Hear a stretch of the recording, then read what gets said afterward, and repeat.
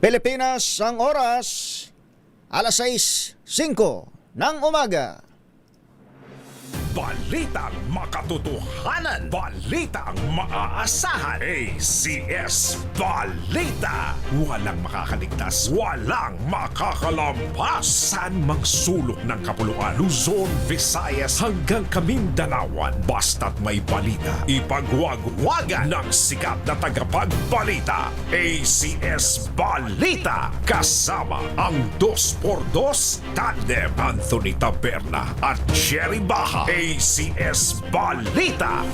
Ang programang ito ay hatid sa inyo ng ACS Manufacturing Corporation, ISO Certified, maker of world-class quality Pride detergent.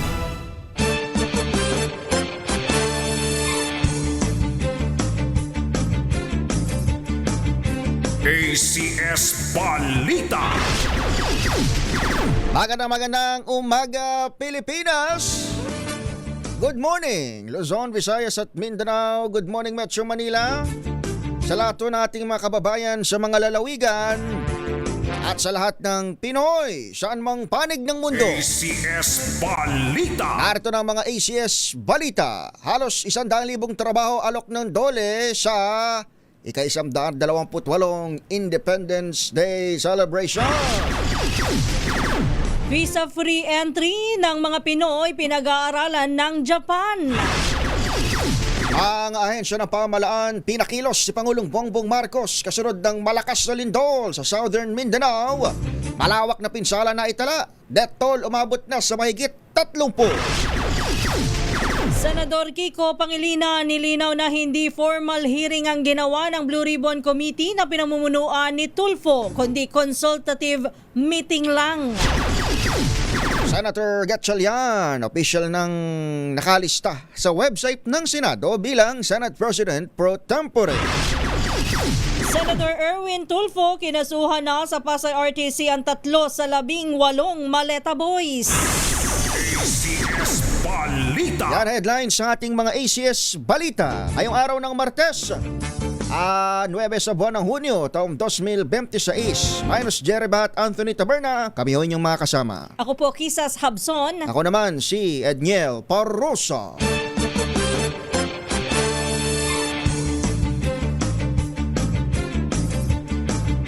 Mamaya alamin natin ang kalagayan ng ating panahon at syempre sitwasyon sa ating mga lansangan. Pero bago dyan, puntahan muna natin ang mga good news. ACS Good News. Sa ating good news, agad na mahigit 95,000 na trabaho ang nakaabang para sa mga Pilipinong naghahanap ng hanap buhay sa mga job fair na isasagawa sa buong bansa sa June 12 bilang pagdiriwang ng ika-120 anibersaryo ng kalayaan ng Pilipinas. Ayon sa Department of Labor and Employment o DOLE, 55 job fair ang gaganapin sa iba't ibang bahagi ng bansa simula bukas. Tinatayang 1,181 na local at overseas employers ang lalahok at mag-aalok ng kabuang 95,240 na bakanting posisyon.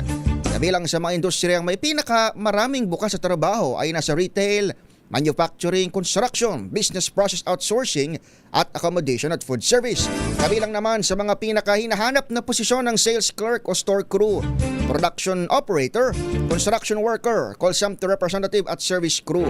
Nagkakaroon din ng mga serbisyo para sa pagproseso ng mga dokumento at mga skills training program sa mga venue ng job fair upang mapadali ang pag-a-apply ng mga naghahanap ng trabaho.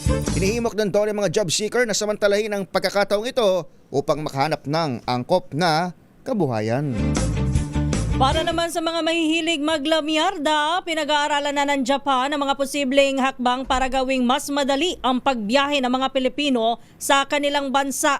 Kabilang ang posibilidad ng visa-free entry. Ayon kay Japanese Ambassador Endo Kazuya, patuloy na gumagawa ng mga aksyon ng embahada para mapabuti at mapabilis ang application process para sa mga Pinoy na nais pumunta ng Japan.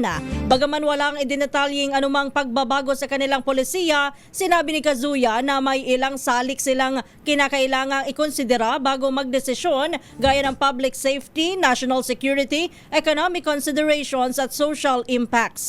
Hindi naman nagbigay ng timeline ng opisyal kung kailan magpapasya ang bansa kaugnay ng posibleng visa-free entry sa Japan. ACS Balita.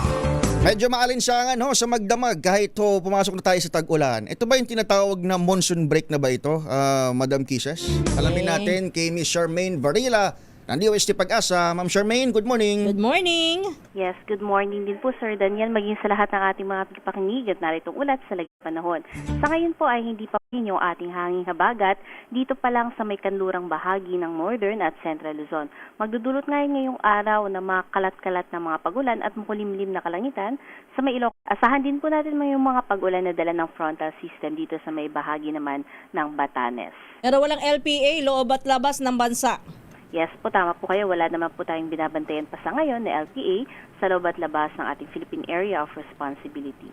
Alright. Ma'am Charmaine, napanotaryo mo na pala yung pangalan mo. Yes po, okay na po. Maraming salamat, Ma'am Charmaine. Okay, maraming salamat po. Mula sa Weather Bureau, DOST Pag-asa, isa ho sa ating mga weather specialist, si Ma'am Charmaine Varela. ACS Balita. Alamin naman natin ang kalagayan ng trapiko. Nasa linya natin ang MMDA Metro Base sa pamamagitan ni Gia Ravales. Gia, good morning. Good morning po at sa mga tagapakinig po ng DZRH, umpisahan po natin ang live traffic update dito sa southbound ng EDSA. Makakaranas po tayo ng bahagyang pagbagal ng daloy ng traffic dito po sa may Pituas hanggang makarating po yan ng Santolan, Annapolis. Masusunod naman po ng bahagyang pagbabagal dito na po sa may tramo hanggang makarating na po yan ng Taft Avenue. Dumako naman po tayo sa north part ng EDSA.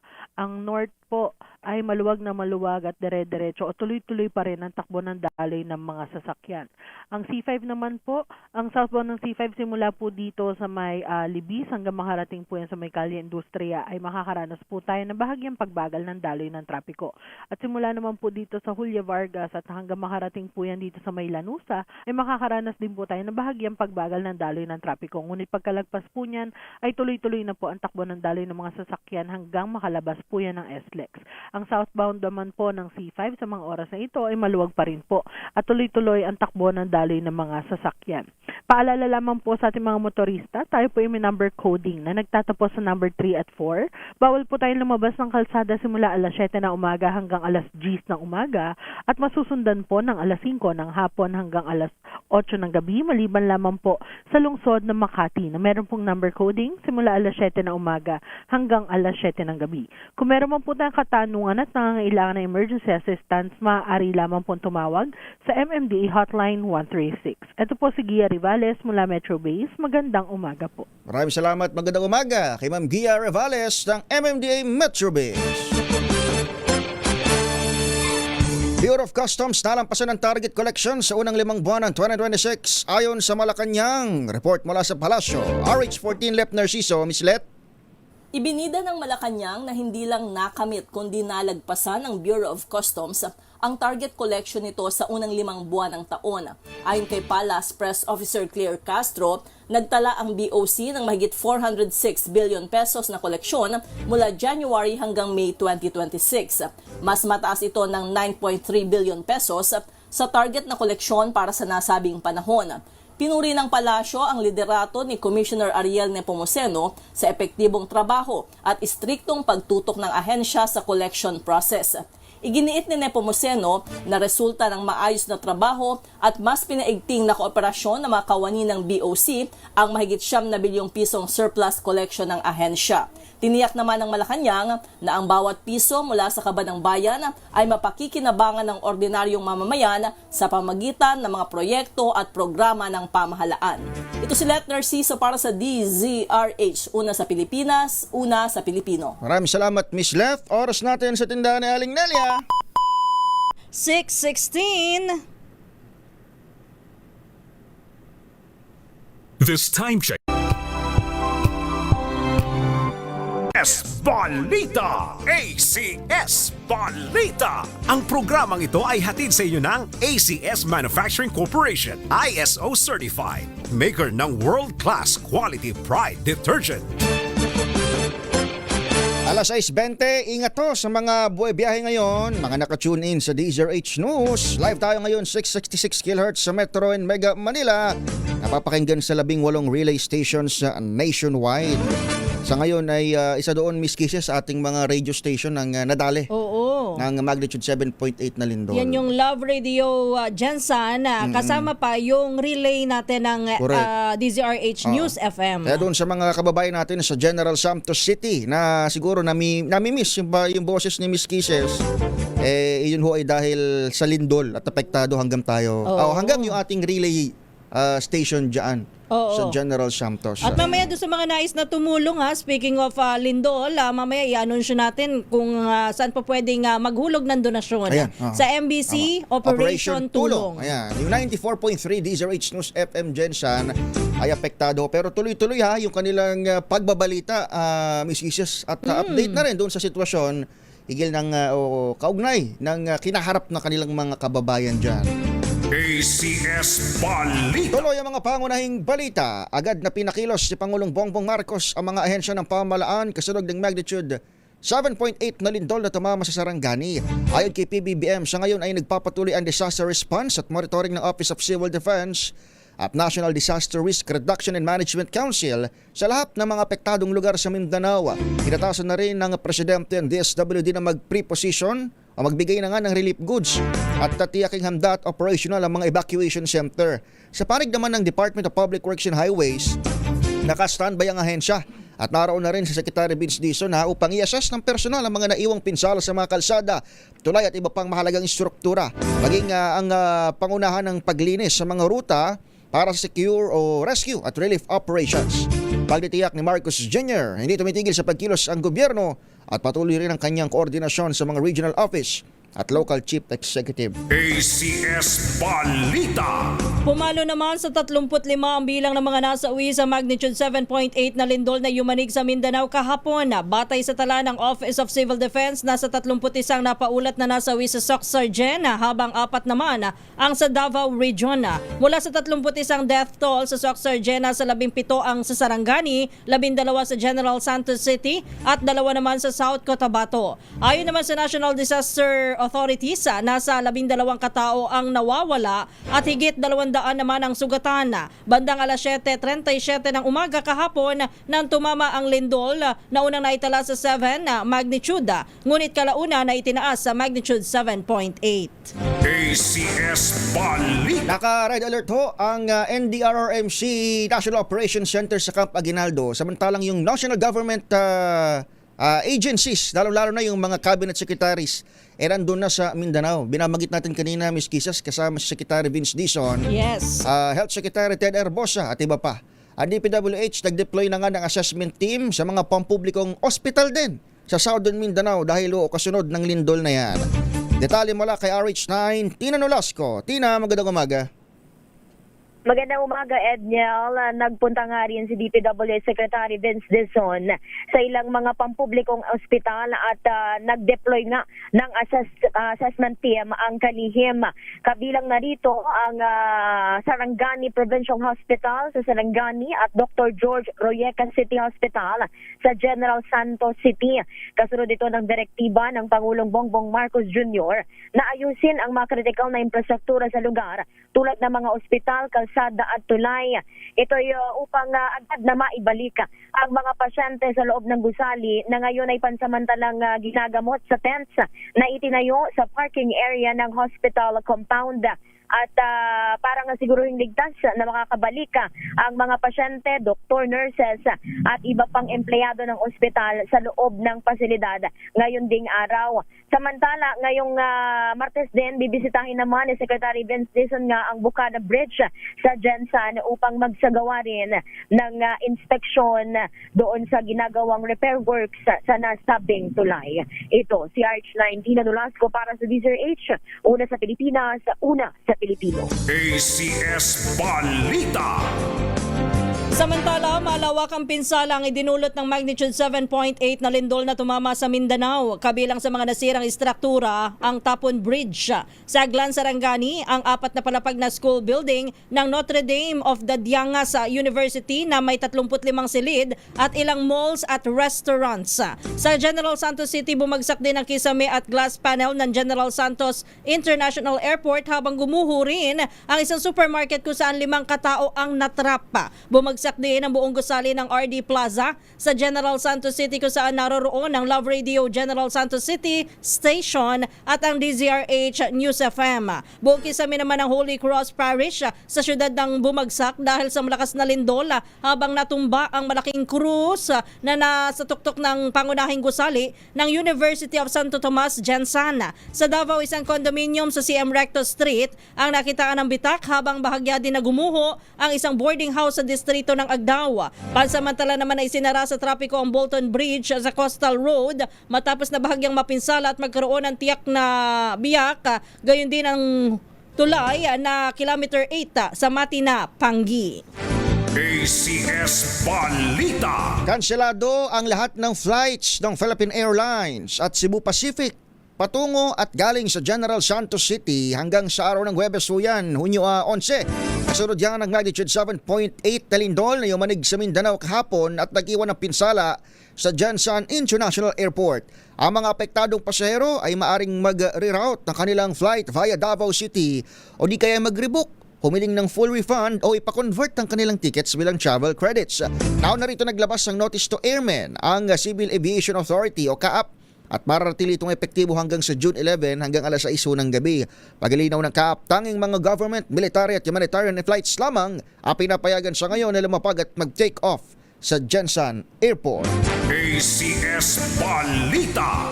Samantala, kaagad naman na nagtungo si DPWH Secretary Vince Dizon sa Mindanao para magsagawa ng assessment sa public infrastructure kasunod ng magnitude 7.8 na lindol. Personal pong ininspeksyon ni Dizon kasama ang kanyang team ang mga pampublikong ospital na naapektuhan ng malakas na lindol sa Southern Mindanao upang maibalik ang mga pasyente sa loob ng gusali. Nangayon samantala po na ginagamot sa tent na itinayo ng sa parking area ng ospital compound.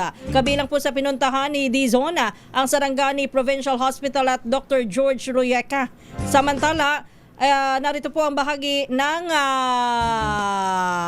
mga sinuri ni Secretary Dizon. Nakatutok po ang kalihim sa pagsusuri ng integridad at infrastruktura upang matiyak ang kaligtasan ng publiko at makarating ang mabilis na tulong sa panahon ng emergency. ACS Balita. Maliban sa mga ospital at ito, yung mga tulay na inspeksyon ng DPWH, isa doon sa mga talagang nakapanlulumo na makita kahapon, yun nangyari sa ating mga paaralan.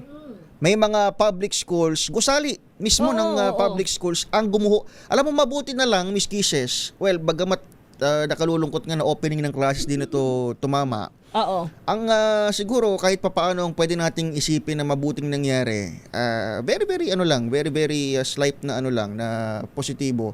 Nasa flag raising ceremony. Yes, kumbaga nasa open ground Nasa pa open sila. ground ng ating mga bata. Oo. At saka isa doon sa mga napansin natin at saka napansin din ng mga netizen alam nung mga teachers yung gagawin. Oo, kalmado sila. Kahit alam nila na sila ay kinakabahan sa sarili nila, kagaya na lang ng video na yan, maririnig mo na kinakalma nila. Upo lang. Nakakakilabot yung akbang din ng mga guro eh. Kasi Yes. 'di ba? Sila rin natatakot. Oo. 'Di ba? Takot din yung mga yan, pero alam nila yung gagawin doon sa sa kung paano yung emergency response.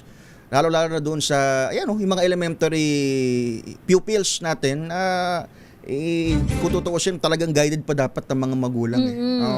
Imaginein mo, kung nasa classroom na ang mga yan. Ayan, Butit 737 nangyari. Batay sa datos ng Department of Education, mahigit sa 6,000 paaralan ang apektado ng lindol across 5 regions in whole of Mindanao. Habang milyong mga estudyante yung walang pasok until further notice.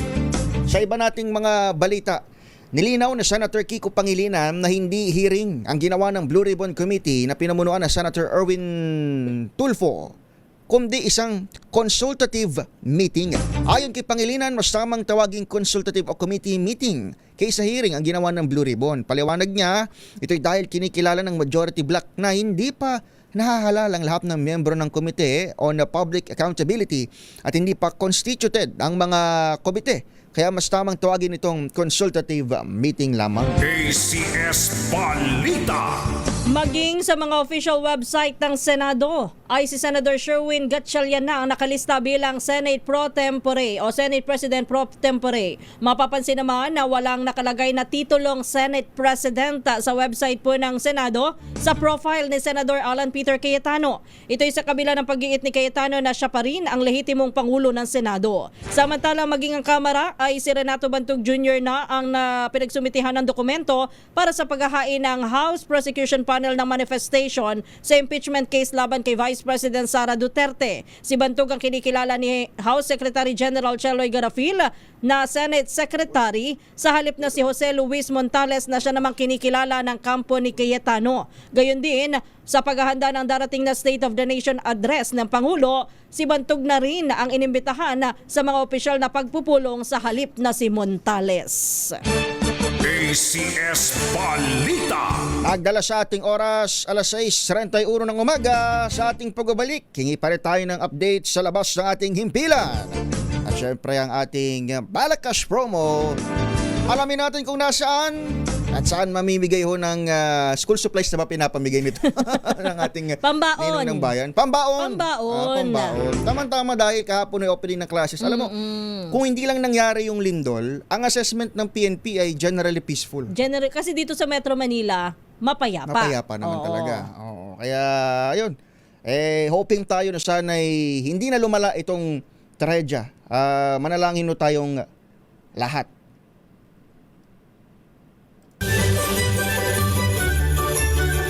Ready na ba kayong tandaan ang ating word of the day para manalo ka ng DZRH Mini Component? Eto na!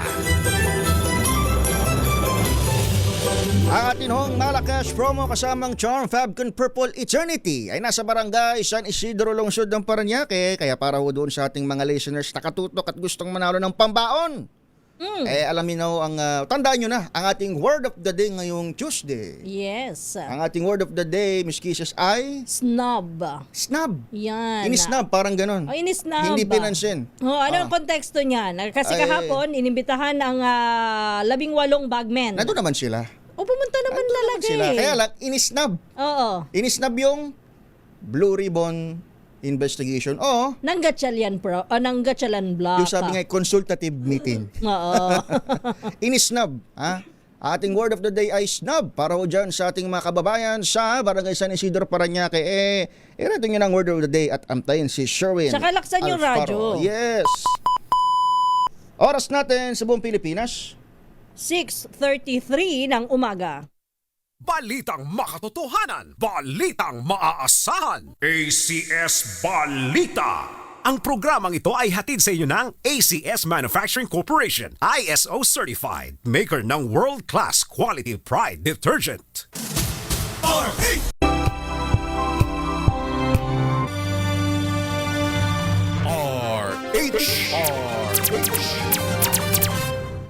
Humahataw, humahagupit, lumalatay na komentaryo sa himpapawid. 2 por 2. Walang takot sa paghimay sa masalimuot na isyu ng bayan. 2 por 2. Humahataw na mga balita at impormasyon. 2 por 2. Ating damhin, ating lasapin ang hagupit na 2 por 2.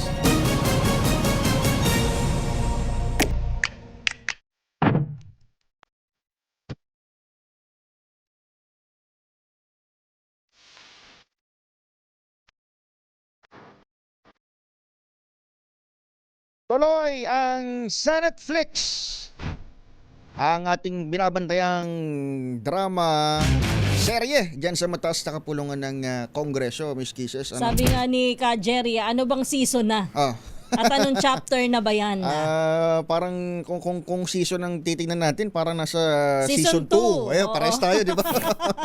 Sa ikalawang season na ho ang ating sa Netflix. Mamaya ho atin hong babalikan yan. Pero kahapon, kapansin-pansin ho na, well, at least sabi nila pinutol yung consultative meeting. O yung Blue Ribbon session. Dahil nga naman doon sa ilan nating mga problema. Kung iisipin mo, madam, marami pa talaga tayong dapat unahin. Yes, totoo naman yan. At saka hindi lang dapat unahin, siguro marami nakakaladkad dahil ho dito sa Senate impasse na ito. Oo. Na hindi na nga impasse ngayon.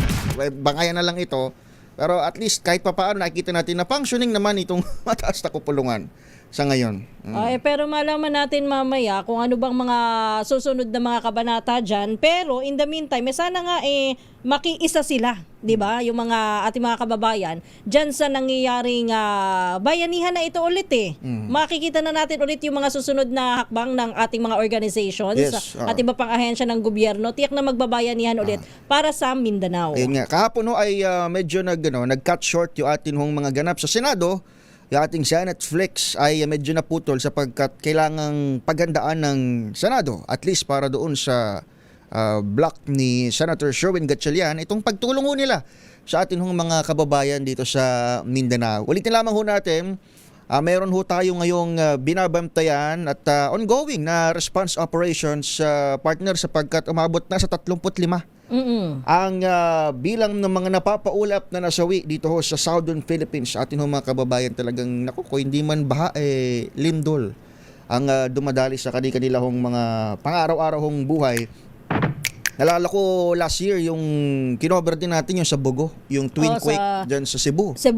Ang kasama ko rin dyan si Cado de la Darere. Kinabahan nga ako kahapon Baka ako ipapadala ka na naman. Wala akong kasama ngayon. May bumulong na sa akin. Ay, may bumulong standby ka na ba? daw, standby. Pero ito ho, seriously speaking, actually nagre-recover pa lang yung ating mga kababayan sa Katimugan. Ang lindol naman hindi lang siya doon sa kung saan yung epicentro. Oo. Yung epekto niya ay talagang ramdam kahit doon sa mga malapit. Lalo na kung mababaw ang isang lindol, malaki-laki ang sakop na po pwedeng maramdaman yung mga Ayan. pagyanig. At saka tama yung binabanggit mo kanina na siguro dapat ng wake up call ito na kung tayo ay nayayanig doon sa mga ganap sa politika, may literal na pagyanig na dapat tayong tutukan, lalo pat syempre yung ating mga kababayan ang pinakaunang hahanapin yan kapag ganitong klase ng krisis. Kung meron ba silang aasahan mula sa pamahalaan. At dapat yan ay manguna dyan yung ating mga mambabatas at mga opisyales ng pamahalaan na matiyak na hindi muna bangayan sa politika ipakita nila.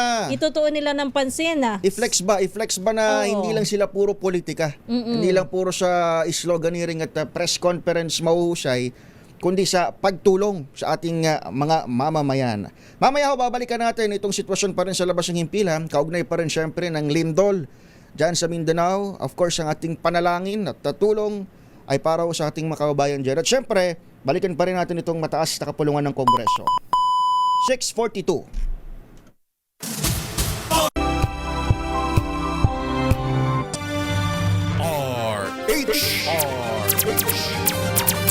Jerry Baha, Anthony Taberna, 2x2. Minus Jerry Bat, Anthony Taberna, kami pa rin ho ang inyong kasama ngayong umaga. Ako po Kisas Habson. Ako naman si Edniel Parrosa.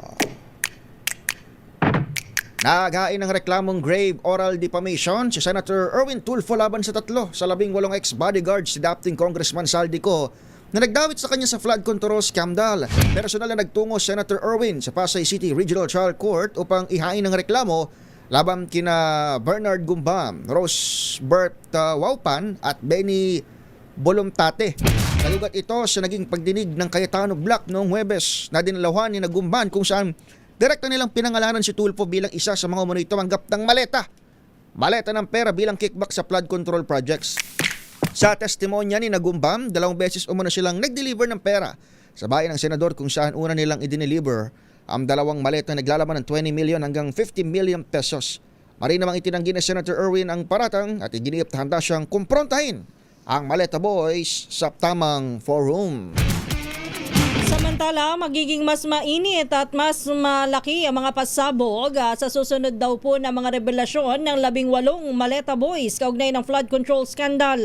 Ayon sa kanilang abogado na si Attorney Levito Baligod, nasa 14 pang karagdagang testigo ang handang kumanta para pangalanan anya ang mas marami pang personalidad na sangkot sa anomalya. Git na ibaligod ang mga nauna ng testimonya ng 18 dating bodyguard ni Zaldico ay pasilip lamang at wala pa sa kabuuan ng lahat ng mga nangyayari. Teaser pa lang pala yan. Kala natin season 2 na. Teaser pa lang pala yarn. Oh. Bagamat hindi dinetalye, ay sinabi po ni Baligod na marami pa silang hindi na ilalabas na impormasyon at may hawak pang mga videos na galing mismo sa Maleta Boys. Bakit hindi pa inilalabas? Bakit kailangan na may patikim pa? Di ba? Sa akin lang, kung talagang kailangan nyo nang ilabas, hindi na patikim-tikim. Yan naman ang point natin. Diba? Bakit kailangan ng paunti-unti? Nagmamadali tayo. Kung totoong para sa bayan ba? Oo. Ang layon nitong mga ito. Bakit may paganyan gaya? May laban bawi ba eh? Oo, di ba? Hindi lang sila paunti-unti. May laban bawi rin sila. At saka, dapat siguro isampan nyo na yan sa proper forum, di Correct. ba? Di ba?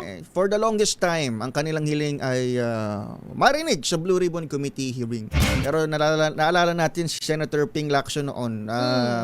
Ang gist siguro ng kanyang binabanggit, bakit natin bibigyan ng mikropono yung mga dubious yung personalidad? In fact, nagsimula na nagsalita na nga as early as February, ang commandant ng Philippine Marine Corps at ang binabanggit, hindi nila pwedeng i-claim ang mga katagang once a Marine, always a Marine. Oo. Kaya ayaw bigyan sana ng ng Mikropono. Oo, bakit natin nga naman bibigyan ng sabi na natin bigat yung statement ng in the first place dubious sa mga personalidad.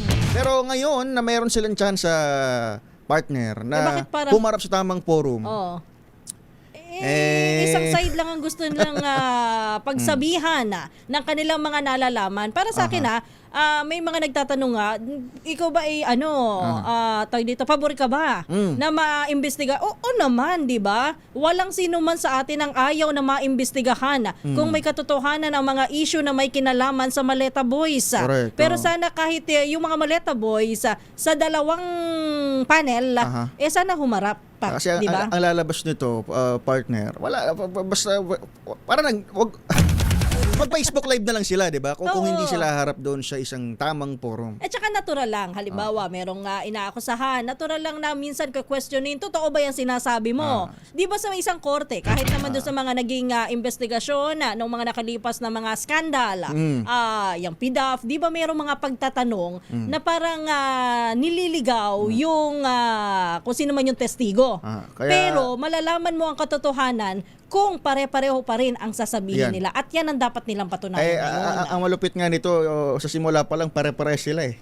Iisa yung affidavit eh.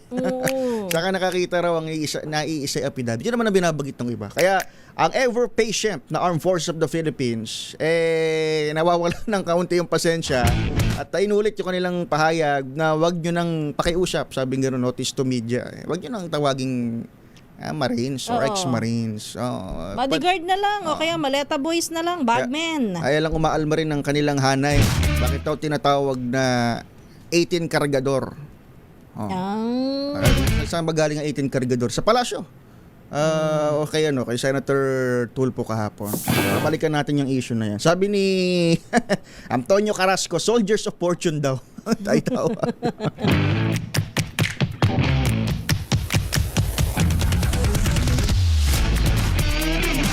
Lahat ng pinag-iisipan para sa tamaang laban, hindi raw dapat sugod ng sugod. Hindi naman daw ang wisdom, sabi gano'n ni Roy Kaya Nieva. patikim-tikim lang. Kaya patikim-tikim lang talaga. Ganun ba dapat? Pero di ba nagmamadalita? Ang sa akin lang, totoo naman yon na kailangan. Pero kung sigurado ka sa akusasyon mo, ikaw ay nasa totoo at nasa katotohanan lamang, lalabas at lalabas yan eh. So, kung nasa katotohanan talaga sila, ayan na. Ito na yung pagkakataon, patunayan. Ang kailangan lang naman nila kumbinsihin ang ating mga kababayan na hello, kami po ang totoo, ito ang mga ebidensya. Siguro dapat ang kumbinsihin din ay batas. Oo, kasi isa pa yan. Kung magiging na lang tayo, appeal to the public, talagang yan ang mga moves ng mga appeal to emotions ang atake. Mag-Facebook Live, magpa-press con, gumawa ng claim. Wala akong sinasabi na pinapatungkulan na personalities, pero kung hindi harap sa tamang fora, Di ba? Kaya lang, Yun na sasabihin lang. naman din Appeal kasi to nito emotions na lang. ng company attorney Levy Baligod, inihain na nila sa ombudsman itong mga reklamo nila. Sana na lang daw ay maimbestigahan. Ayun, sabi nga ni Ombudsman Boying Remulla, bakit kasi ini-invite pa kami dyan sa Blue Ribbon? Kami na nga nag-iimbestiga Di ba? Ay, binabati natin mag-asakang reporter. Ginawaran ng Lifetime Achievement Award para sa Innovation and Advocacy in Sustainable Agriculture and Urban Gardening. Ating kasama sa hanap buhay si Sir Mer Lyson, columnista ho ng Filipino Star ngayon, na television host.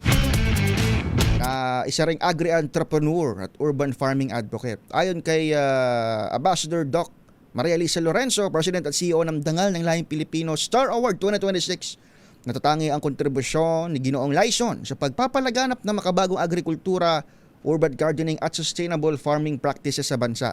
Sinabi ni Ambassador Doc Lorenzo na ginamit ni Lyson ang kanyang sipag, talento at diskarte upang maihatid sa milyong-milyong Pilipino ang kahalagaan ng agrikultura bilang susi sa seguridad sa pagkain, kabuhayan at pangmatagalang kaunlaran. Iginagawad kay Lyson ang pagkilala, iginawad kamakalawa ang award sa Lime Resort Hotel dahil sa natanging programa, inobasyon at walang sawang paglilingkod para magkaroon ng masagana, luntian at sustainable na kinabukasan ng sambayanan. Kaya naman congratulations kay Mr. Mer Lyson. Babalikan natin ang ilan pang mga balita at issue dito sa DZRH 2x2 minus Jeribat Anthony Taberna. Kami pa rin ang inyong kasama. Ako po Kisas Habson. Ako naman si Edniel Parrosa. 7 minuto bago alas 7 ng umaga. HR 6:58. Balikan natin ang sitwasyon sa Kamindanawan. Kasunod ho ng magnitude 7.8 na lindol dyan ho sa may coastal area ng Sarangani Province. Ayon ho sa DOSTP books, halos 1,000 aftershocks na naitatala. RH5 Val Gonzales. Val. Kuya Edel, nasa kabuang 89 na ang bilang ng mga aftershocks na naitatala matapos ang malakas na lindol na yumanig sa karagatang bahagi ng Sarangani sa Davao Occidental. Ito ay batay sa pinakahuling update na inilabas ng Philippine Institute of Volcanology and Seismology o PHIVOLCS ngayong alas 6 ng umaga. Sabi ng PHIVOLCS, ang pinakamalakas na na-record ay 6.7 magnitude habang 1.3 magnitude naman ang pinakamahina. Sa tala ng PHIVOLCS, 20 sa mga pagyanig ang literal na naramdaman ng mga residente habang 289 sa mga aftershocks na ito ang natukoy ang location o ang pagyanig na may sapat na datos. Paliwanag ng PHIVOLCS, kalimitang nararamdaman ang mga aftershocks matapos ang malakas na lindol na maring magtagal ng ilang linggo o maring umabot pa ng ilang buwan. Batay sa record ng NDRRMC, umabot na nga sa 35 katao ang namatay, 4 ang nawawala, habang nasa 144 naman ang nasugatan dahil sa 7.8 magnitude na lindol sa bahagi ng Davao Occidental kahapon ng umaga. Ako si Val Gonzales, DZRH, una sa Pilipinas, una sa Pilipino. Maraming salamat RH5 Val Gonzales. Sabi nga ng report ni Val, partner, hindi lang weeks, maaring months pa tumagal yung aftershock diyan sa Sarangani. Ang pinagpapasalamat natin, yung tsunami ay halos kung di man 1 meter lang itinaas. Yung pagtaas ng araw na naobserbahan diyan sa area. Oy, bago tayo tungo sa iba pa nating mga balita, paalala lang natin yung mga nais po na magdonasyon dito sa earthquake na ito, dito sa nangyari sa Mindanao. Meron pong bukas po ang Operation Tulong, MBC Operation Tulong para sa inyo pong mga donasyon. Ang aming pong Metrobank account. Ayun. Ayan. MBC Operation Tulong Incorporated. Yan po ang account name sa Metrobank yan, ha? Naka-flash yung ngayon sa RHTV. Yes. Ang numero po ay 640-7640-086412. Habang sa BDO Peso account ay MBC Operation Tulong Incorporated. Yan po ang account name at ang account number ay 0917-508-0335. Doon sa mga hindi po nakasunod, maaari pong puntahan ang aming FB page, DZRH News. Naroon po nakapaskil po yung aming account number at account name. At saka sa mga nakatutok ngayon sa RHTV, ay naka-flash show sa amin yung QR code. Ayan, maaari nyo hong i-scan para doon sa mga nais mag-donate via digital platforms sa atin hong DZRH MBC Operation Tulong para doon sa mga biktima ng lindol sa Mindanao. Pilipinas ang oras. 7:01.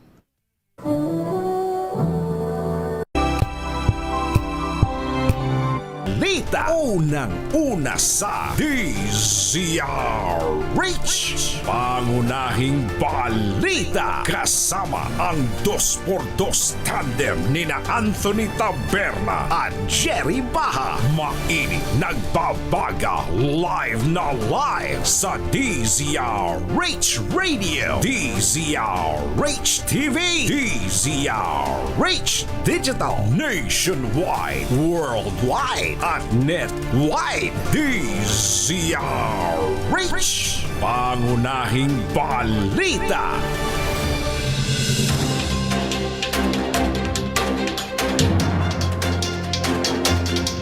Pangunahing balita. Magandang umaga Luzon, Visayas at Mindanao. Good morning, Metro and Mega Manila. Sa lahat po nating mga kababayan sa mga lalawigan at sa lahat ng Pilipino saan mang panig ng mundo, narito na ang mga pangunahing balita. Paggalaw ng Cotabato Trench, dahilan ng malakas na lindol sa Mindanao, halos 1,000 ng aftershocks ang daitala.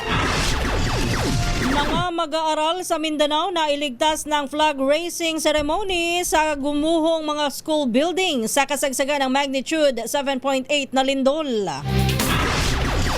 Armed Forces of the Philippines binabantayan ang isang 6x6 moving structure na nakita sa loob ng Baho de Masinloc. 18 Maleta Boys dumating sa Senado ngunit inisnab ang Blue Ribbon hearing. Tumambay lang sa office ni Senador Robin Padilla.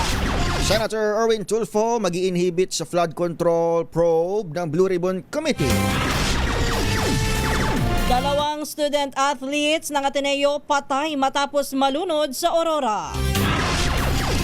Yan ang headlines sa ating mga pangunahing balita. Ngayong araw ng Martes, 9 tayo sa buwan ng Hunyo taong 2026. Kami ang inyong tagapagatid balita. Sa ngalan ni Katunying, Anthony Taberna at Jerry Baha, ako po Kisas Habson. Ako naman, si Edniel Parrosa. Pangunahing balita.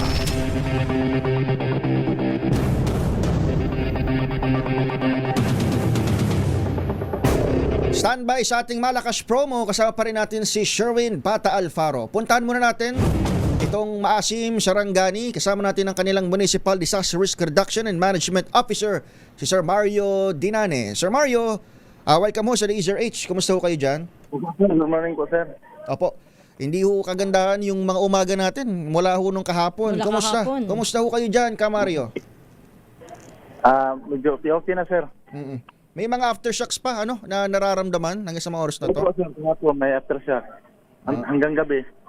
Hanggang gabi.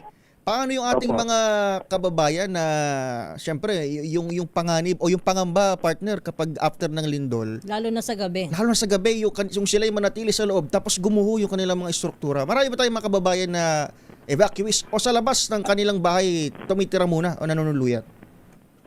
Kahapon po, after ng earthquake, lahat po ng mga tao na nakatira sa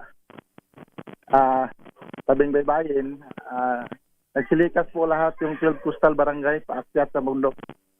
Papunta sa high ground po. At pero sa ngayon po ay nandoon pa po sila sa kung saan sila pumunta after lumikas.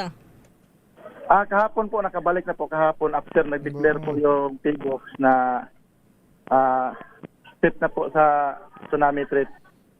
Lifted na po ang tsunami threat kahapon po. Kaya lang, Mga alas 2. may babalikan ba sila, Ka Mario? Dahil meron pa tayo aftershocks eh. May babalikan ba sila mga bahay? Yung iba po natakot, nagsibalikan sa evacuation center po. Diyan po ba sa area nyo, sir, gaano kadami sa inyong pagkakaalam yung mga nasirang bahay o napinsala, nagkaroon ng bitaka na hindi mo na po pwedeng uwian? Bali, sa ngayon pa po, wala pa po kaming mga update po kasi hindi pa po nag-report yung ibang barangay. Kasi kahapon po, ma'am, wala pong signal. Walang kuryente. Hanggang ngayon, ma'am, wala pa pong kaming kuryente. Signal lang ang meron. Alas 5 na ng gabi, nabalik ang signal. Oo. Pero sir, binabanggit mo, may mga barangay pa pala kayong hindi na-account. Ibig sabihin, hindi nyo pa nasisilip yung sitwasyon. Opo, sir, kasi yung puro lahat po apestado kasi, sir, eh. Pero ngayon po, mag-conduct na po kami ng Ardana, Rapid Damage Assessment and Need Analysis. Ibig sabihin, ka Mario, doon sa mga barangay na iyan na hindi nyo pa naabot dyan sa Sarangani, even yung mga casualties or potential casualties, hindi pa natin nasisilip. Yung mga casualty po, mayroon po tayong 3 na injured. Then wala pong fatality. Ayun. Mayroon po Very good. tayong 145 na household na nag-evacuate. Total of 508 individuals na dito sa evacuation center. Kahapon po, may natira pa po dito na 200 plus na mga evacuees. Yung po bang mga barangay na hindi pa po nakakapag-report sa inyo o hindi nyo pa po nasisilip, ano po ba yan? Malalayo, liblib na hindi kakayaning abutin na sa pamamagitan ng sasakyan na? Ma-reach po ng mga sasakyan. Kaso po, kahapon may advisory ang T-Box na may tsunami threat. Kasi yung lugar namin, ma'am, nasa Coastal. baybayin po. Oo. So, bawal mo nang puntahan. Oo. Opo. Sir, binabanggit mo nga dahil nga may tsunami threat tayo kahapon, dito sa Camp Aguinaldo ang dumating na report sa amin ay may naobserbahan na pagtaas ng tubig kahit papaano, mga more or less 1 meter. Ano obserbasyon nyo dyan? Nagkaroon ba ng ganon sa Sarangani? Opo, nagbaba yung tubig, tapos mga ilang segundo, nagtaas yung tubig. Mga 1 meter, sir, ganun. Pero wala namang... Pero nagbalik na normal din kaagad. Oo, hindi naman naka-apekto. Wala namang casualty dahil dun sa tsunami. Walang casualty. So, masasabi po ba natin na sa area nyo po, manageable ang sitwasyon lalo na sa ating mga kababayan? Opo, na manageable na po. Okay. Pero mga gaano pa karami, sir, para lang bigyan kami ng larawan, gaano pa karami yung mga kababayan natin na hindi nyo pa naabot dun sa mga barangay na binabanggit nyo? Sa ngayon, sir, ngayon pa po kasi kami mag-assessment ngayong araw. Apuntahan namin, mag-conduct kami ngayon ng Ardana. May nagpunta na ba dyan sa area nyo na mula sa national government agencies? Kasi yung ilan sa mga cabinet secretaries natin lumanding na dyan sa Mindanao kahapon. Dito po sa amin, wala pa po mga cabinet secretary po, sir. Baka ngayon siguro, sir. Sana, may mga sana. NGOs na po na nag-inform na magpunta sila dito ngayong araw. Ano pang nasa inyo pagkakataon, Kamari? Ano pang tulong ang pwedeng nating maihatid mula dyan o para dyan sa inyo, nasa inyo pagkakataon para manawagan?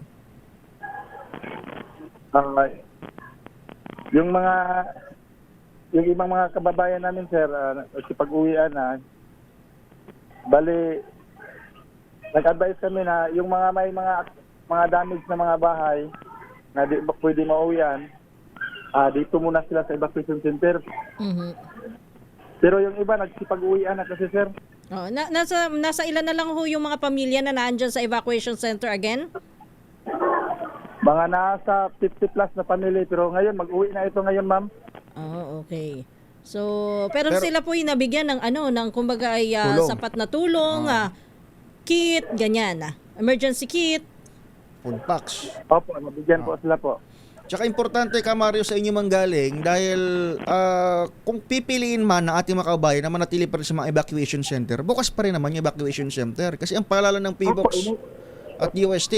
Opo, bukas po dito yung evacuation center natin, sir. Ayun. Kasi ang paalala ng authorities natin, dapat masuri pa ng husto yung mga structural integrity ng mga bahay. Hindi naman siya nananakot Mas mainam na naligtas. Yes. Baka kasi may aftershock, tapos saka gumuho yung ilan. Opo. Ngayon sir, mag-conduct kami ngayon ng rapid damage assessment ngayong araw. Kasama yung joint team po yan sir. Bureau of Fire, Engineering, DSWD. Ngayong araw, mag-conduct po kami ngayon. Kasama yung INDRIM. Ingat ho kayo, Kamario, at may kibalita ho kami. Thank you ho. Okay po. Maraming salamat po sir. Si Sir Mario Dinane, ang opisyal na MDRA mo dyan sa Maasim, Sarangani. Pangunahing balita. Tumutok sa DZRH at manalo ng isang 1,000 pesos sa Malacash promo kasama ang Charm Popcorn Purple Eternity. Samantala, puntahan na natin at may winner na si Sherwin Alfaro. Sherwin? Good Yes, morning. magandang umaga, Kisses at Edniel. Ito na nga ang ating winner sa DZRH Malacash promo dito sa Barangay San Isidro, Parañaque City. At huling-huli natin habang nagja-jogging, ito mahilig makinig ng radyo at tumutok sa YouTube. Itong si Tatay, magandang umaga po. Magandang umaga rin. Pangalan niyo po? Nemesio Constantino. Si Tatay Jonesio? Nemesio. Nemesio Constantino. Ang ganda naman ng pangalan. Unique. Oo, saan po galing yan? Sa province of Marinduque. At taga Marinduque. Yes. Yes. At ngayon po, anong pinagkakaabalan nyo araw-araw?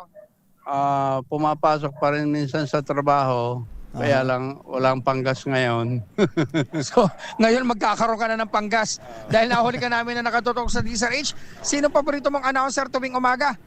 Si Anthony Taberna at si Jerry Baha. Anthony Taberna, Jerry Baha, 2 por 2, meron kang 1,000 pieces. Thank you DCR8. Ay, saan ba Thank nagtatrabaho you. si Tatay, Oo. Sherwin? At saka pa-jogging-jogging na lang ngayon eh. Oo. Oo. Sa Quezon City, ma'am. Quezon City. Ano ho? Layo. Amoranto Street. Oo, mula dyan sa Parañaque, binabiyahe ni Tatay hanggang Quezon City. Ano sir, nagmumotor kayo o nagko-commute? May bigay ma'am ng paggamit ang company service. May service. So... Kailangan lang Pero hindi pakargahan. magamit kasi walang Wala gas. pang pagas. Na short sa gas ngayon. At least ngayon na. At least ang company may At least kayo pa-service. makakapasok kayo.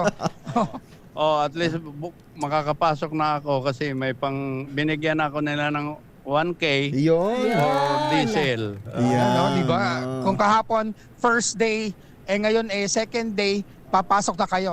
Hindi, papasok Iba yun. ako. Mayroon Mali. akong 1K. Ano ba Iba yan, trabaho iba yan. ni Alam ko, papasok Tatay? na kayo sa school. Ay, hindi sa school. Sa trabaho. Trabaho. Mali. Trabaho pala to. Teka lang, Alam ko naman Sherwin. mag-aaral ulit si Tatay. Ay, para hindi mo mapagkamalan, ano ba trabaho ni Tatay? Nasa sales, ma'am. Sales. Big time pag mga sales eh. Tay, pahingin naman kami ng baka may Komisyon. 1K ka dyan. Doon nga lang kailangan may sales para makakuha ng komisyon. Pag wala rin. Yun. Paano ka makakuha ng sale? Sabagay. Pa-jogging-jogging ka dyan, Tatay. Kaya, ayan na, Hindi, si Sherwin. maaga pa naman, sir. Oo. Maaga pa. Ayan na si Sherwin. Ayan na si rest back. Sherwin. Ayan. To the rescue. Dahil may panggasto tayo ngayong umaga, kailangan makuha nyo rin yung ating medium component kapag nasagot nyo yung ating word of the day. Ang word of the day is snub. Parang snub lang. Snub kayo ngayon kasi may panggasolina na si Tatay ni Mel. Yes. Oh. Congratulations, Tatay. Papasok na ako. Yun. Ingat po kayo. Papasok na si Tatay ni Mesyo. Dahil dyan nakuha niyo ating medium component. Atid sa atin ang Astron, alagang maasahan. At syempre meron ka rin iuwi na grocery. Yan, galing yan sa ACS at sa DZRH. At syempre, pagkatapos mag-jogging, dapat ang damit labhan gamit ang Charm Popcorn, Bangong Kabloom, ang Charm Popcorn, Purple Eternity. Yan, para sa inyong labahan. At syempre, speaking of labahan, lalaban gamit ang Charm Popcorn, ang pinakabagong DZRH t-shirt. Okay. Thank you, DCR8. Thank you, Tatay. May Ingat po. nagpapahabol, Sherwin. May nagpapahabol daw. Oo. Ano daw bang binibenta ni Tatay? Plano yatang bumili. Thread, ma'am, sinulid sa mga garments. Thread, Ayun. mga damit-damit. Talagang nando sa linya ng pakikinig dahil yung mga nagtatahi ng mga damit, gumagamit ng thread, mahilig din makinig at Ayan, manood ng oh. DZRH. Ayun, Yes, oh. yes sir. Yes, Oh, ma'am. wag lang magtatahi kapag nakikinig ng gabi ng lagim. Ha? Magulat, matusok. Kundi magkanda tusok-tusok ng mga daliri, no? Anyway, congratulations Joker kay talaga si sir. tatay. Joker ka raw, Ednil. Sir, ingat po kayo, tay. Thank you ho. Thank you, DCRH, sa mga lahat ng angkor dyan. Yo, hey. Ako, maraming salamat Ate Nemesio. At syempre sa mga nais manalo ng 1,000 pieces, laging tumutok sa DZRH. Baka kayo susunod nating winner sa DZRH Malacash promo kasama ang Charm Popcorn Purple Eternity. Aris number 6, Sherwin Bata Alfaro, DZRH. Una sa Pilipinas, una sa Pilipino. Maraming salamat kay Sherwin Alfaro at congratulations kay Tatay Nemesio dyan ho sa may Barangay San Isidro, lungsod ng Paranaque. Oras natin 7:17 ng umaga. This time check is ang Cotabato Trench bilang pinagbulan na magnitude 7.8 na lindol sa Mindanao kahapon. Ayon sa ahensya, ang Cotabato Trench ang nagkaroon ng paggalaw noong 1976 din at nagdulot ng malakas na lindol na ikinasawi ng nasa 8,000 katao noon. Ayon sa PHIVOX, aktibo ang Cotabato Trench na lumilika ng mga serye ng pagyanig kabilang ng mga naitalang seismic swarm sa Sultan Kudarat mula nitong Enero hanggang nitong nakalipas na buwan. Pangunahing balita. Samantala, halos 1,000 na ang naitalang aftershocks matapos ang magnitude 7.8 na lindol sa Mindanao. Gayunman, sa panayam ng DZRH kay Dr. Teresito Bacolcol, Director ng PHIVOX, mula sa nabanggit na bilang ay 18 dito ang naramdaman, kabilang ang pinakamalakas na nagdulot ng magnitude 6.7 sa Balut Island. Binanggit naman ni Bacolcol na ang paggalaw nga na bunsod ng Cotabato Trench. Pinawi naman ng PHIVOX ang pangamba na posibleng mag-trigger ito sa paggalaw ng iba pang trench sa bansa. Other trench hindi po kasi malalayo po yung Philippine trench sa eastern side and yung Sulu trench naman yung on the western side. Hindi po ito mag-trigger ng movement ibang trenches. Si Director Teresito Bacolcol ng PHIVOX. Pangunahing balita. Pagbabalik ng kuryente sa mga lugar na nilindol sa Mindanao, pinapaspasan ho ng Department of Energy. Detalye mula kay RH15. Giselle Ricafort. Giselle? Pinapaspasan na ng Department of Energy ang pagbabalik ng supply ng kuryente sa mga lugar na apektado ng lindol sa Mindanao.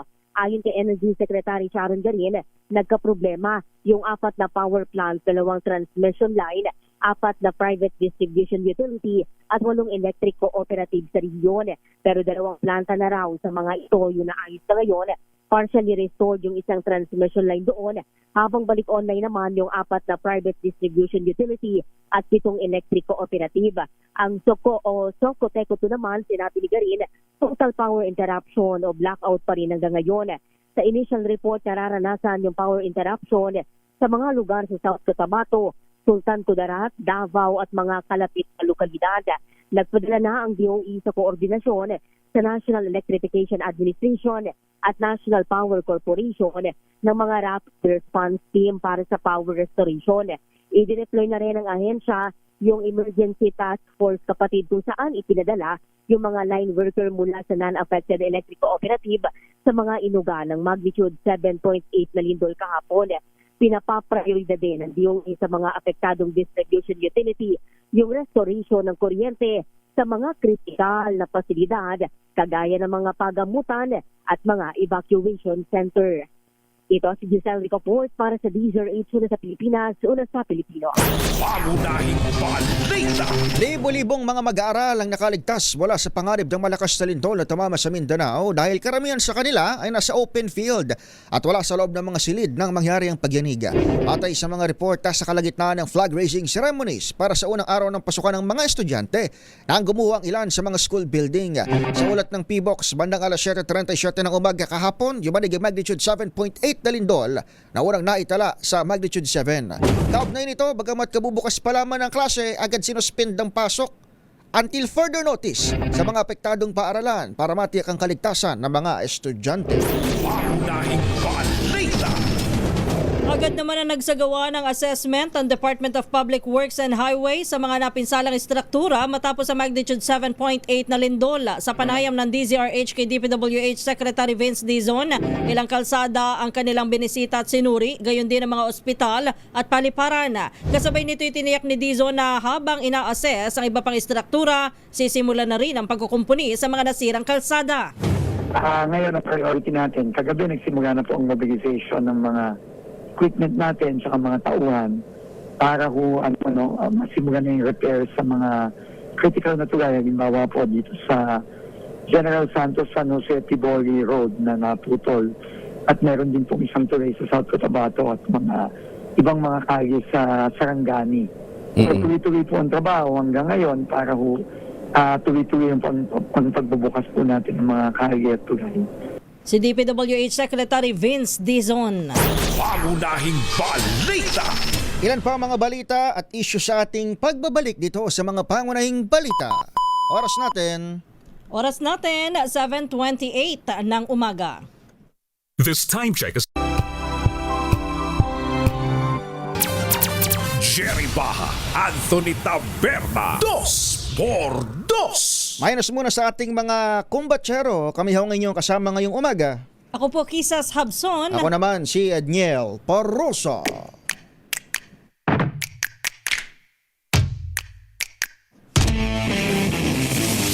Kapag sinuri nyo ho, binisita ngayong umagang ito ang website ng Senate of the Philippines. Ang kanilang URL ay senate.gov.ph. Yun ang pinaka-website, partner. Ang makikita nyo sa listahan ng mga senador ay opisyal na hong pinangalanan bilang Senate President Pro Tempore, si Senator Win Gatchalian. Nandito na rin yung bagong posisyon, designation ng mga members of the majority bloc such as Senate Majority Leader, si Senator Juan Miguel Zubiri. At ilan pa nating mga kasamang senador. Unang-una, banner na banner dito si Senator Win, Senate President Pro Tempore. Yun ang itatawag natin sa kanya. Senate President Pro Tempore. Nasa ating linya ang Acting Senate President para doon sa kanilang block. Pero officially, Senate President Pro Tempore. Senator Win Gatchalian, sir. Welcome mo sa DZRH. Good morning. Good morning. Good morning po. Good morning sa inyong dalawa. Magandang umaga.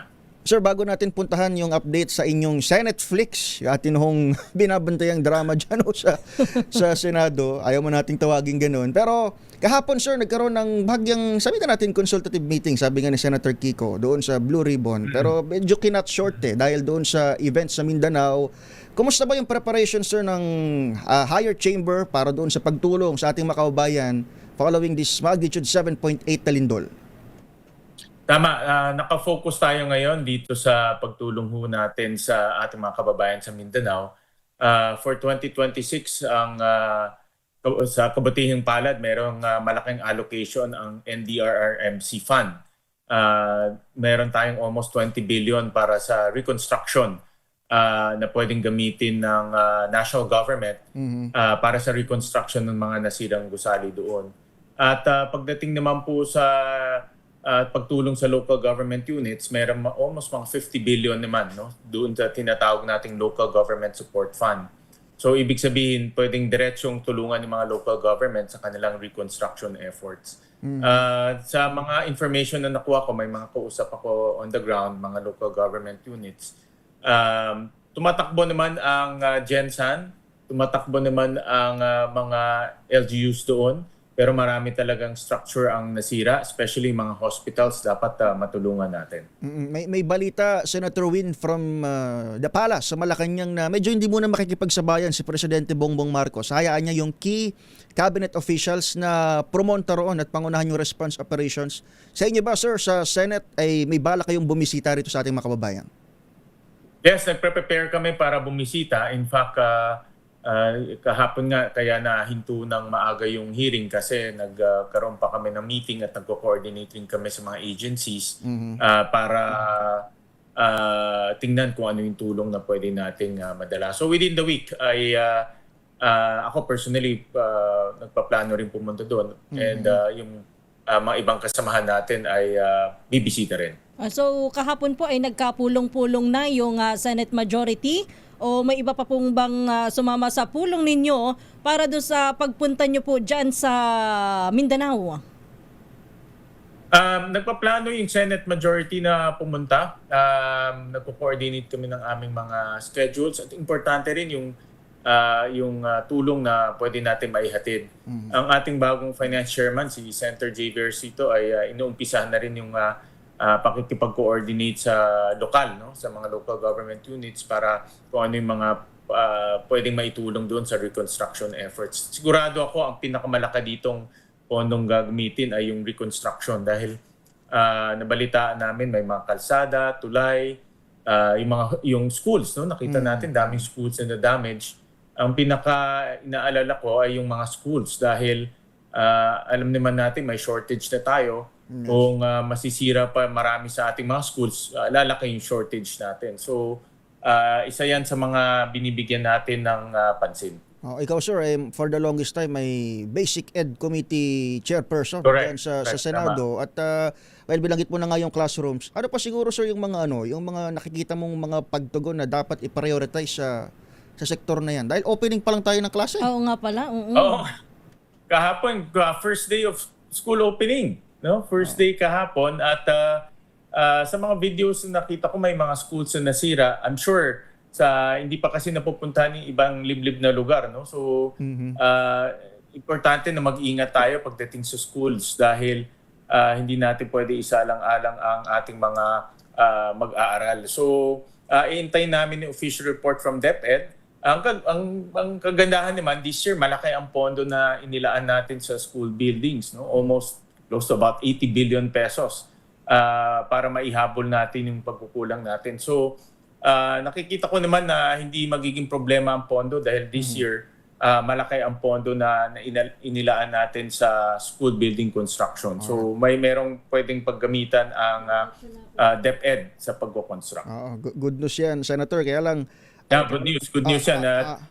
Yung mga pondo na yun kasi ay talagang para habulin yung mga problema pero sa ngayon wala tayong choice kundi gamitin muna yung pondo para sa reconstruction at para hindi maputol yung pag-aaral ng mga bata. Pinag-usapan tuloy namin ni Ms. Kisses dito. Ang tulog ba na ito ng Senado ay galing lang sa majority o welcome ang minority?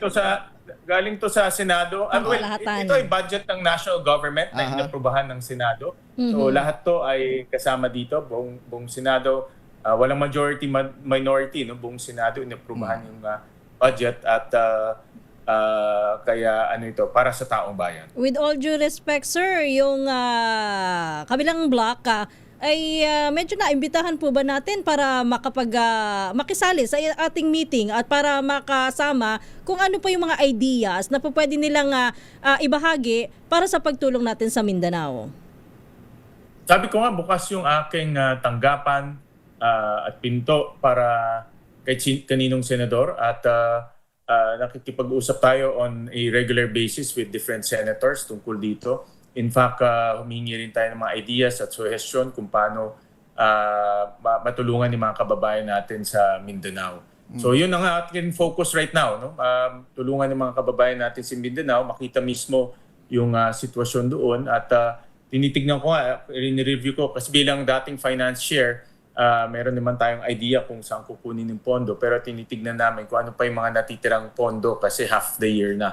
No? So yun naman ang aming kumbaga i-coordinate kung ano pang pondo ang pwede nilang magamit. Ayun. So sa at least sa ganitong paraan yung pagtulong, hindi na kailangan senator ng joint signatory. Ako po. Hindi na. Kailangan kailangan mabilis lang yung pagtulong natin doon at dahil nga alam niyo this year marami sunod-sunod yung kumbaga yung mga issues o problema na pang-ekonomiya na nakita natin, no? Una yung pagtaas ng presyo ng langis, ngayon El Nino as we speak, no? Yung super El Nino at meron na tayong lindol ngayon. So pag-aralan din mabuti kung kakailanganin ng supplemental budget para ma-reallocate yung ibang mga pondo sa pagtulong dito sa mga tinamaan ng tatlong mga problemang ito. Nabanggit na lang din po yung joint signatories, sir. Meron daw pong iniaalok na suhestyon na power sharing dyan sa mataas na kapulungan. Power sharing, Well, ang doon sa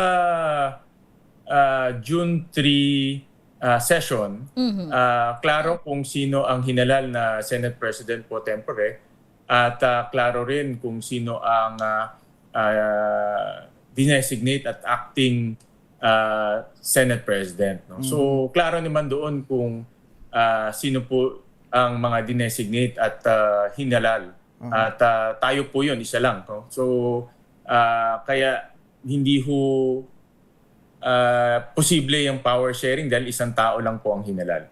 Mahirap naman ng power sharing na isang tao lang daw, sabi ni Senator Win. Senator, itong binabanggit na ito ni Senator Alan Peter Cayetano ay nandoon sa konteksto na pending daw the resolution from the Supreme Court. Meron bang nag-file na in the first place ng apela sa SC na resolbahin itong power struggle dyan sa Senado? Kung maaari natin tawagin ganon. Wala pa kaming natatanggap sa Supreme Court any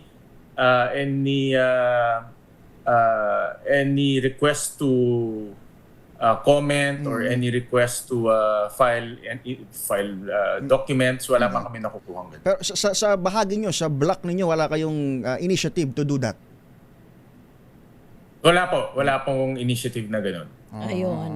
At isa pa pong nais naming malaman na tayo ho ay naka-break ka. So, tayo ho ba ay napag-usapan na, napag-desisyonan kung magkakaroon ng special session sa mga susunod na araw? Yun ay patuloy naming pinag-uusapan at kinukonsulta ko po yung ating mga kawani sa Senado kung ano yung mga nakabinbin na mga batas at dapat tapusin. Isa sa mga mahalagang nakabinbin ay yung promotions ng 5 general. Na hindi ho kasi na hindi na-tackle nung huling mga araw dahil nga walang session. At kung hindi ho sila mapopromote, hindi na ho nila makukuha yung kanilang mas mataas na ranggo at makakaapekto yan sa kanilang pension. So, importante na ma-promote sila at importante rin dahil itong mga general ay matagal na inialay yung kanilang mga buhay sa ating bansa, no? 30 years, 40 years at karapat-dapat lang naman ibigay yung kanilang pinaghirapan. Kausap lang namin kagabi, Senator Win, si General Romeo Browner sa isang event dyan sa Camp Aguinaldo. Yan ngayong pinag-uusapan namin. Although, confident sila doon sa side nila na, magko-continue yung function ng military. Kaya lang, pag si Defense Secretary Gibo Teodoro tinanong, ang binabanggit niya, partner, Senator, may epekto itong malaki doon sa AFP na sense na yung generals pala na yan, Senator Win, ang hawak nilang units ay mga nurturing units na nakatutok sa external defense ng ating bansa. Correct. At yan kasi para sa akin, kumbaga, pinaghirapan nila yan at inialay nila yung buhay nila sa ating bansa. So, kailangan ho talagang mabigay yung karapat-dapat para sa kanila. No? At kaso lang, hindi nga nagkaroon ng 3 araw na session, kaya hindi ho na pag-usapan ho yan. Pero, yan ay isang bagay na ilalagay ho natin sa special session. Yan ang isang bagay na pinag-aaralan namin kung paano po ilalagay sa special session. May pag-asa pa. Oo. Samantala ng isang araw. Pag-aaralan natin ang commission, iba kasi yung struktura ng Commission on Appointments, pero yan ay pinag-aaralan namin ngayon.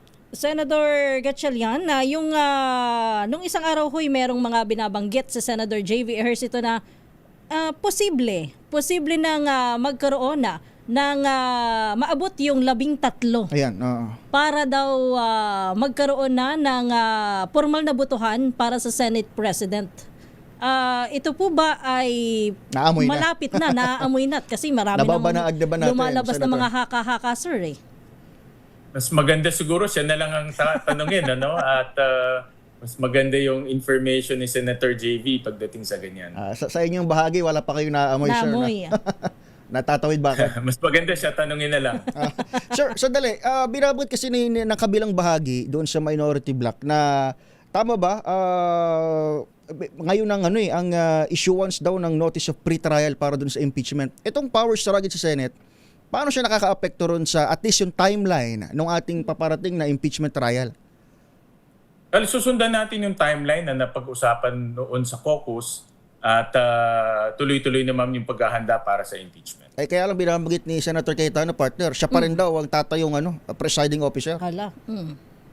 How do you Well, resolve dito that? sa klaro naman na ang Senate President ang tatayong presiding officer at in the absence of the Senate President, yung acting Senate President. No? So by operation of our rules, tatayong presiding officer ay yung acting Senate President. Ayun na. At isa pa po, mapuntahan ko lang yung Senate Blue Ribbon Committee sa mga susunod na araw.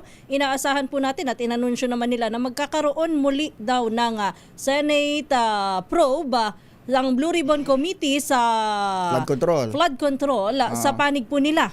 Ito po ba ay papaano po ang magiging strategy po o ang hakbang po ng... Magkakatulakan ba ulit, Senator? Oo. At saka kung papapasukin mo ba?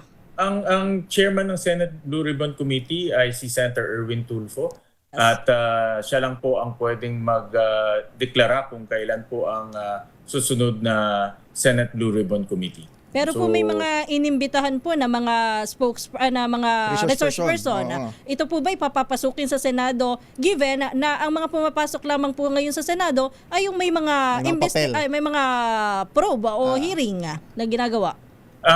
Mas maganda ho, ang unang-una ay ang chairman ng Senate Blue Ribbon Committee ay si Senator Erwin Tulfo.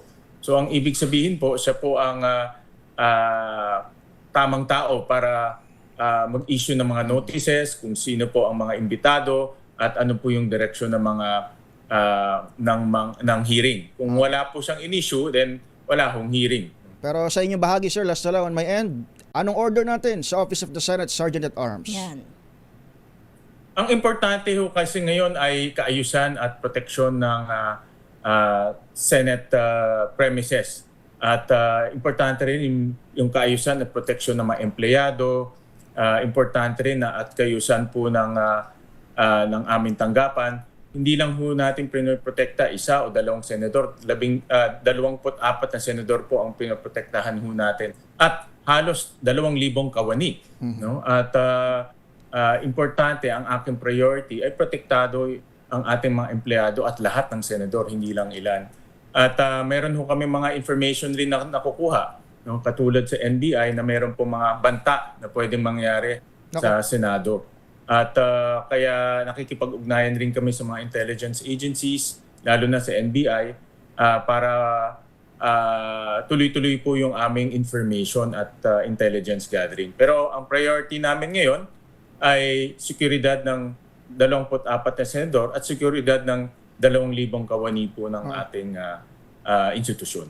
Binabanggit mo, Senator, may banta sa Senate premises ulit. Maghihigpit ba tayo ng security? At saka saan galing yung banta na yon sa security natin? Ayon sa NBI, meron kaming, di ko lang ma-disclose, no? Pero merong mga intelligence na ipinasa ho sa atin at sa mga senador na rin ang NBI na merong banta na pwedeng mangyari sa Senado. At kailangan ho kami mag-adjust ng security efforts. No? Kailangan ho talagang maghigpit at mag-adjust pa ng mga security protocols. No? Dahil nga ayaw natin may mangyari ulit, no? Sa ating mga empleyado at sa mga senador. May emergency o biglaang meeting sa Camp Crame last week. Ang isa sa mga natakil, yung report na allegedly ay may mag-i-storm daw sa Malacanang Palace by June 12. May kaugnayan ba yan dito, Senator? June 12 din ba yan? Ayaw ko muna sabihin sa publiko, no? Pero ito yung mga information na ipinapasa ho sa amin at intelligence information na ipinapasa ho sa amin para makahanda rin tayo. Hindi ho tayo pwedeng maging kampante. Dahil kung may mga ganyan intelligence information, dapat ho seryosohin. Yes. At lahat ng banta ay dapat ho seryosohin. Kaya nag-a-adjust rin ho kami. At ang Sergeant at Arms rin po ay nagbibigay rin po ng inaayos, no, yung security protocols sa loob. Lastly na lang, sir, may any message sa sambayan ng Pilipino na patuloy na nanonood at nag-oobserba dyan po sa mga nangyayaring sitwasyon sa Senado?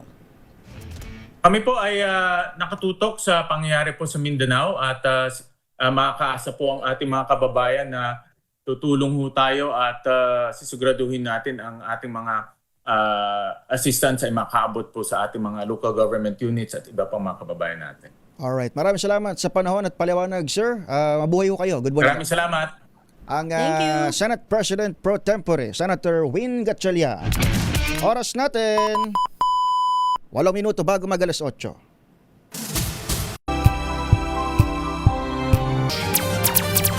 Jerry Baja, Anthony Taberna, 2x2.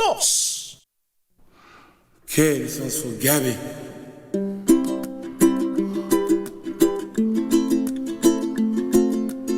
Sana naman hindi maipit. Unang-una, yung ating makabayan, biktima ng lindol dito sa drama pa rin sa ating politika. Ma-prioritize ba? Oo. Lalo-lalo na yung ating mga estudyante. Kailangan diba? kailangan nila ang tulong natin ngayon. Lalo na ng mga opisyales ng mga pamahalaan, ng Ayun. pamahalaan. Tsaka yung ating mga empleyado dyan sa Senado, ang tanungan kasi sino bang pipirma ng aming sahod? Ipit din sila eh. Pero mukha namang malinaw naman yun sa direksyon ng pananalita ni Senator Gatchalian na isa lang ang at least para doon sa kanyang binabanggit.